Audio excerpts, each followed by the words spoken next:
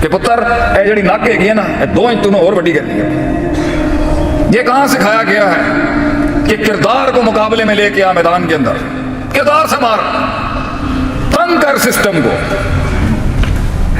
तंग कर अपने किरदार के साथ। अमीरी में फकीरी अपना, फकीरी में अपनी अमीरी अपना ले। इकबाल कहता ही रह गया ये कि खुद ही मत बेच, फकीरी में नाम पैदा कर, गरीबी में नाम पैदा कर, फकीरी में नाम पैदा कर। तो कॉन्सेप्ट इज अपने खिलाफ जा, तंग कर अपने आप को, तंग कर अपने आप को, तंग कर, फिर इर्द गिर्द की चीजों को तंग कर, रस्तों के ऊपर ऐसा करिश्मा पेश कर। सोचो लोग बैठ के, ये बात क्या बात कर रहा है, अजीब बात कर रहा है। शुएब अलैहिस्सलाम ने कौम के सामने बात पेश की, भाईजान आप लोग देते हो तो कम देते हो, लेते हो तो 2 ज्यादा ले लेते हो। ये सोशल जस्टिस नहीं है, ये इंसाफ नहीं है। बराबरी बराबरी होनी चाहिए। कितनी अच्छी पॉजिटिव बात है। कौन क्या कहती है, मैं नफ़क़ह कसीर में मत करूं। भाईजान हमें आपकी बात ही नहीं समझ में, तो स्ट्रेट चिट्टा इनकार है। मैं नफ़क़ह कसीर में मत करूं, हमें आपकी बात ही नहीं समझ, गिराई नहीं समझ में आ रही आप क्या कह रहे हैं। कॉन्सेप्ट तो पैसा कमाना होना चाहिए ना, मैं जैसे भी कमाऊं। ये आप क्या बात कर रहे हैं सोशल जस्टिस की, एंटरप्रेन्योरशिप जस्टिस की, ये क्या बातें कर रहे हैं आप। ये खुद को तंग करने वाली जो सोच थी ना, बड़ी बात है। आप निकले भाई वहां से, कितने ही मिलेंगे, अपने आप से ही आजाद नहीं है। मैं अपने आप से आज आजाद नहीं हूं। ऐसे ऐसे महान अलकाब लोग लगा देते हैं लोगों को। अल्लाह भी कहता है फला तज़क्कू अनफुसकुम, अपने नफ्स की बड़ाइयां ना झाड़। मैं जानता हूं तू अंदर से कितना पलीत है, और मैं भी जानता हूं मैं अंदर से कितना पलीत हूं। I know the filth in my heart. तो बड़ी बात है अपने आप से आजाद। सवाल तो किया उसने कि यार भाई मैं ये क्या कर रहा हूं, मैं ये कर क्या रहा हूं, मैं ये मैं कहां पे बंद हो चुका हूं, ये मैं कर क्या रहा हूं। एक दुकान पे बैठा हुआ है, उसी दुकान पे बैठा, वो एक फैक्ट्री लगा ली, भाई ये बहुत है। हर फन के अंदर वो एक सोच जो अल्लाह ने पैदा की, वो न्यूक्लियर जो अल्लाह ने सीने को अता किया ना, कि वो या वो तूफान होगा या उसमें तूफान होंगे। तो एक मोमिन का सीना, एक मुसलमान का सीना मुकय्यद कैसे कर दिया आपने या मैंने कि भाई ये है तेरी जिंदगी की, भाई ये कुआं में बैठा एक मेंढक, काश अगर मगर चूंके चुनाचे, अपने भाइयों, बरादरियों, सोसाइटियों, शहरों से प्रोटेक्शन लेने वाला शख्स। डर देखें कितना है हमारे अंदर। अगर मैं ये 4-6 चीजें छूट गई तो मैं खत्म हूं। शेर तो वो है जो अपनी टेरिटरी खुद मार्क करता है, खुद क्लेम करता है अपनी सल्तनत। कोई नहीं होगा उसे। ब्लैक एंड व्हाइट में कायर रहते हैं। शेर ग्रे में पैदा होता है, ग्रे में, जहां दोस्त भी मुय्यन नहीं होगा, दुश्मन भी मुय्यन नहीं होगा, सीरत भी नहीं मिलेगी, उस्ताद ही नहीं मिलेंगे उस फील्ड के अंदर, मशवरा देने के लिए साया नहीं होगा साथ में। वहां बनती हैं चीजें। तो बड़ी बात है मेरे भाई, महफिल में कुछ ऐसी रूहें बैठी हैं, और मेरे बुजुर्ग भी बैठे होंगे, जिन्होंने फैसला किया यार मैं ये जिंदगी नहीं जी सकता। इतनी सेल्फ सेंटर्ड, सेल्फिश लाइफ नहीं मैं गुजार सकता कि सब कुछ मेरे से शुरू होता और सब कुछ मेरे पे खत्म हो जाए। ये जिंदगी, ये म्यार ही नहीं है जिंदगी का। दुनिया की कदावर हस्तियां जो आई हैं वो अपने आप से आजाद थे। 40-40 साल उनकी ट्रेनिंग हुई है तन्हाइयों के अंदर।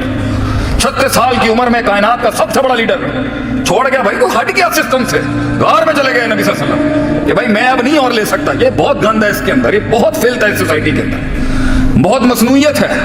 ख्वाबों को परवान चढ़ने के लिए, अपने कत्ल का एक रिवाज बनने के लिए, मिजाजों को एक समाज बनने के लिए, लफ्जों को एक कलाम बनने के लिए, कलामों को वो किताब बनने के लिए, किसी के सीने का एक एहसास बनने के लिए, वक्त की नजाकत में एक रफाकत बनने के लिए तन्हाइयां चाहिए होती हैं, तन्हाइयां। और हम लाइमलाइट बड़े बड़े लोग जिन्होंने सिस्टम खड़े किए हैं दुनिया के अंदर, कुफार के हों या हमारे, इवन दुश्मनों के भी आप बड़े लोग उठा के देखें, आजाद थे वो अपने आप से, आजाद। नेल्सन मंडेला की इसने मिसाल दी मेरे भाई ने। नेल्सन मंडेला के बारे में मेरे भी 50 सेंट्स लें आप यहाँ पर।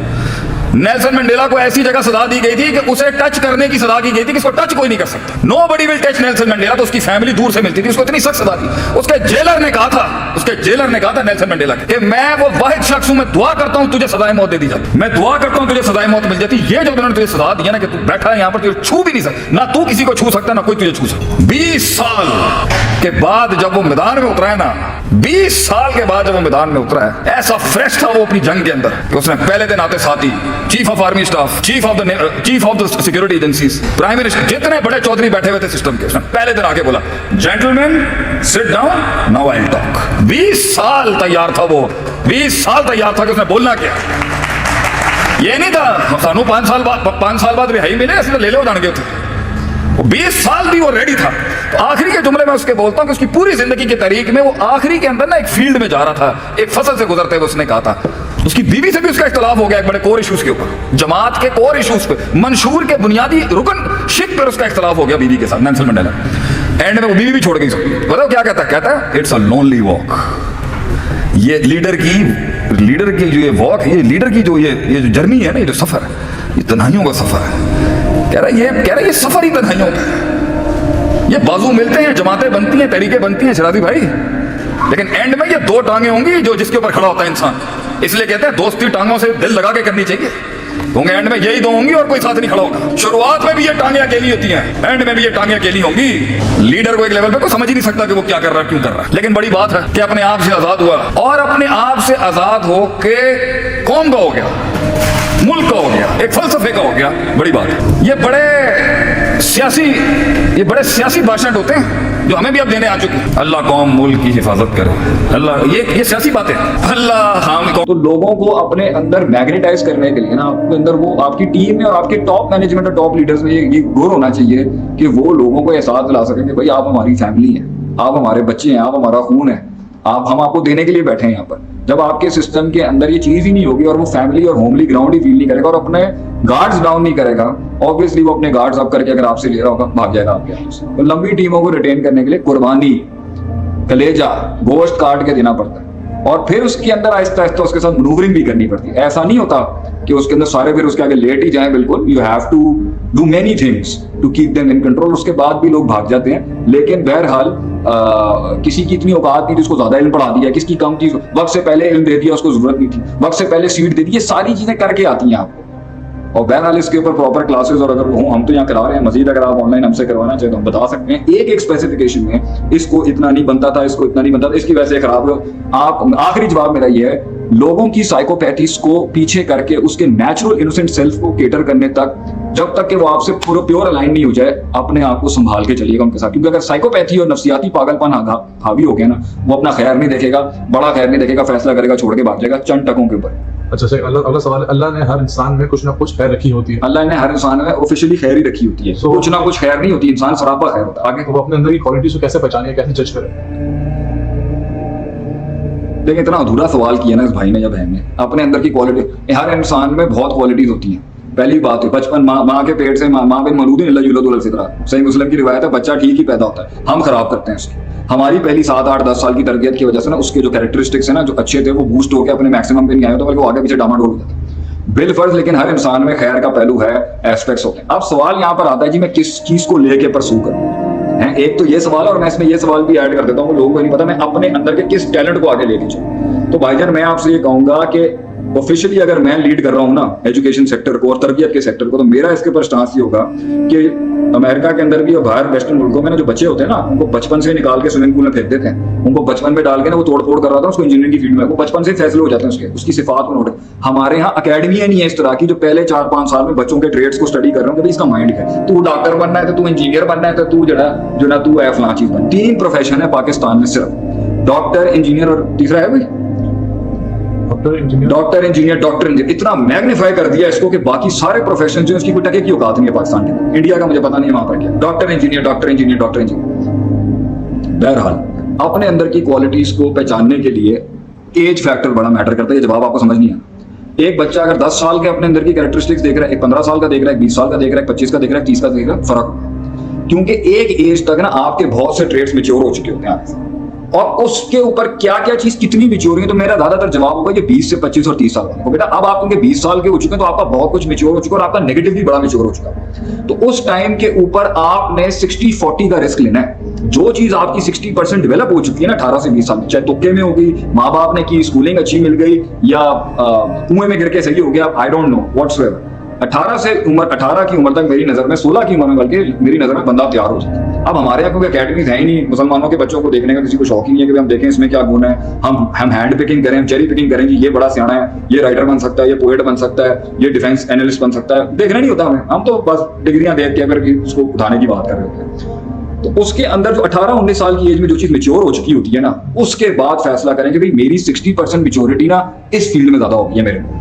मैं अच्छा बोल लेता हूँ, मैं अच्छा स्पीक कर लेता हूँ, मैं अच्छा एनालाइज कर लेता हूँ, मैं अच्छा क्रिटिकल एनालिसिस कर लेता हूँ, मैं अच्छा मेरी मेरी और अपनी एजुकेशन के साथ भी देखना होता है कि मेरी एजुकेशन कितनी सिंक्रोनाइज हुई है मेरे ट्रेड्स और औसाफ के साथ। तो अगर 60% डेवलप हो चुकी है ना 18 से 20 साल में, तो उसको फिर आगे लेके चलें, क्योंकि 60 तो आपकी नेचुरली 20 साल में होगी ना। अब आपके पास 4-5 साल है प्रोफेशनल करियर में आने के लिए, तो उसके अंदर अगर आप बिल्कुल जीरो वाली ट्रेड्स को ले लेंगे ना, जीरो वाली ट्रेड्स को ले लेंगे, तो भाईजान अगर आपको 5 साल उसको 60-40% पे लाने पे लग जाएगा, तो आपने प्रोफेशनल सर्कल में आना कब है? तो जो चीज या तुक्के में आ गई या प्लान्ड आ गई या प्रिंसिपली आ गई है 18-20 साल की उम्र तक या 16 साल की उम्र, उसी को कंटिन्यू करके लिखें। तो अपने अंदर उस चीज किसी से ऑडिट कराएं, अपना किसी बड़े आदमी से या किसी प्रोफेशनल टीचर से या उस्ताद से अपना ऑडिट कराएं, या किसी रहबर से ऑडिट कराएंगे जी मुझे चेक करें मेरे अंदर कौन कौन सी ट्रेड इस उम्र में कहां तक पहुंच रही है। वो फिर आपको वहां पर बता सकता है कि जी मेरी नजर में आपको इन एस्पेक्ट्स को लेके जाना चाहिए और इन एस्पेक्ट्स को भी आप ना छेड़ें।